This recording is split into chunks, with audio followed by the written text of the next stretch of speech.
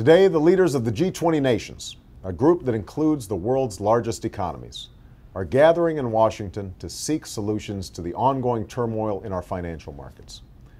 I'm glad President Bush has initiated this process because our global economic crisis requires a coordinated global response.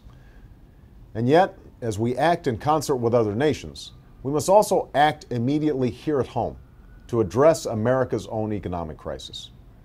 This week, amid continued volatility in our markets, we learned that unemployment insurance claims rose to their highest levels since September 11, 2001. We've lost jobs for 10 straight months, nearly 1.2 million jobs this year, many of them in our struggling auto industry. And millions of our fellow citizens lie awake each night wondering how they're going to pay their bills, stay in their homes, and save for retirement. Make no mistake, this is the greatest economic challenge of our times. And while the road ahead will be long and the work will be hard, I know that we can steer ourselves out of this crisis. Because here in America, we always rise to the moment, no matter how hard. And I am more hopeful than ever that America will rise once again. But we must act right now. Next week, Congress will meet to address the spreading impact of the economic crisis. I urge them to pass at least a down payment on a rescue plan that will create jobs, relieve the squeeze on families, and help get the economy growing again. In particular, we cannot afford to delay providing help for the more than 1 million Americans who will have exhausted their unemployment insurance by the end of this year. If Congress does not pass an immediate plan that gives the economy the boost it needs, I will make it my first order of business as president.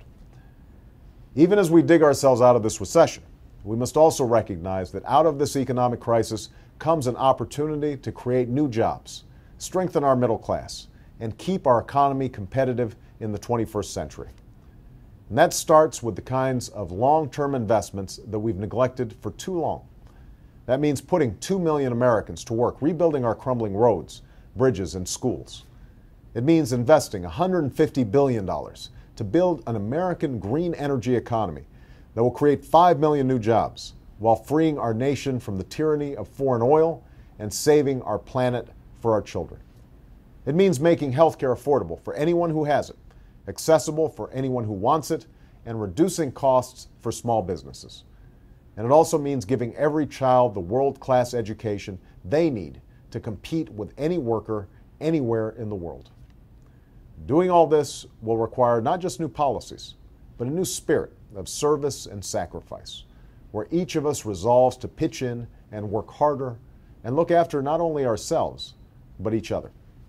If this financial crisis has taught us anything, it's that we cannot have a thriving Wall Street while Main Street suffers.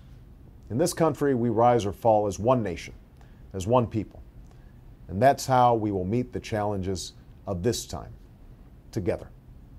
Thank you.